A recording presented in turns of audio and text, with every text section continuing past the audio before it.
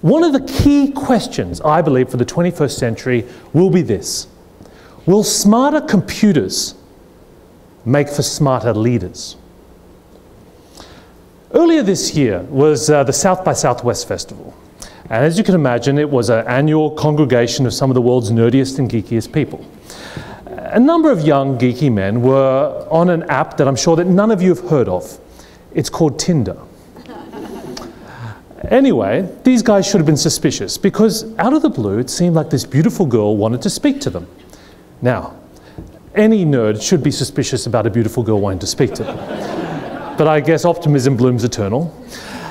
So they started chatting to this girl, and you can see the conversation between this young guy called Brock. And so he's talking to Eva, and she starts a conversation. It seems to be going very well. She's asking some very interesting and very personal questions like, has he ever been in love? What makes you human? And then of course Brock gets very excited when he asks not only, are you attracted to me, but would you like to meet up? So Brock's getting almost beside himself at this point. And then finally she says, well listen, before we meet up, why don't you just check out my Instagram profile? So he thinks this is quite reasonable. But the minute he does, Brock and the hearts of hundreds of other nerds across Austin simultaneously break. Why?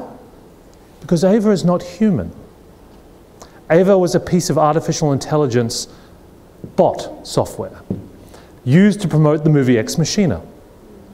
Think about what this means. We've reached a level of technological sophistication that a simple promotional chatbot can actually, for all intents and purposes, pass the famous Turing test, the ability of a machine to trick a human being into thinking it was a person. I bring this up because I think that we're having this incredible and interesting debate at the moment about whether robots are going to come and take all of our jobs. I think this is an incredible red herring. Because if anything, I think the rise of machine intelligence begs a much bigger question. And that is, in the 21st century, what does human intelligence look like? You see, I think at the moment we're trying to understand what in the future will a great leader be able to do in a world where machines are, for all intents and purposes, smarter, quicker, and better than us.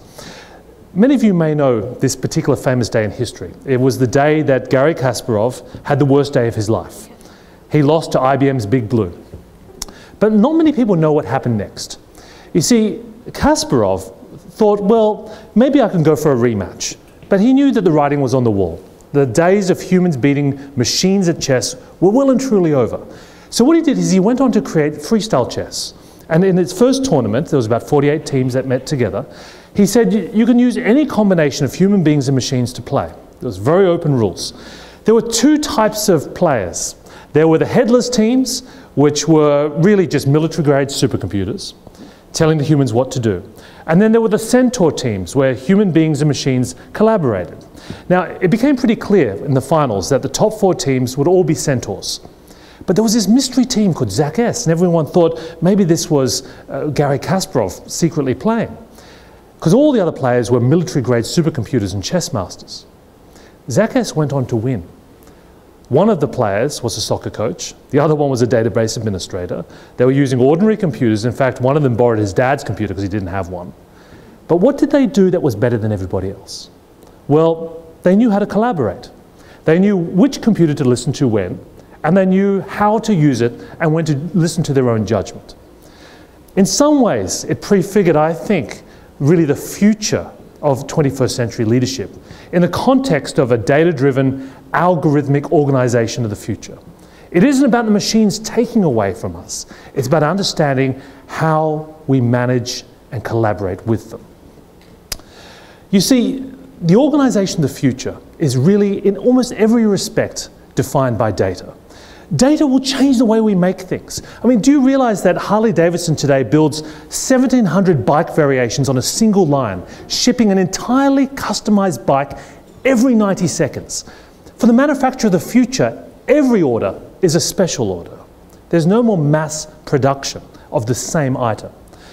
Data is also changing the way that companies create value. So John Deere, for example, doesn't just sell harvesters or tractors anymore. In some sense, they don't sell things at all. They sell data about things. With predictive analytics, their engineers can actually arrive on a farm the day before the harvester breaks because their models have predicted that this would happen.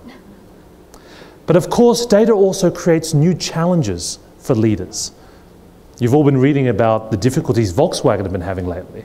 In just the last few days, their value has dropped by a third, and of course their CEO and many of their leaders have been forced to resign. But think about it. Look at the complexity of the software that now governs all cars, and in fact anything that a company today makes.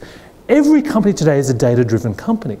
And yet how many of your executives and leaders are truly across every facet of that business and the complexity?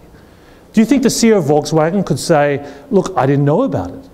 The truth is, anything that happens with data is on the watch of today's leaders. You cannot claim ignorance. But how many of your leaders do you think would be able to tell the difference between a performance patch and a defeat device? And you start to realize the challenge of a world in which being a leader is not easy when most of your resources are not even human.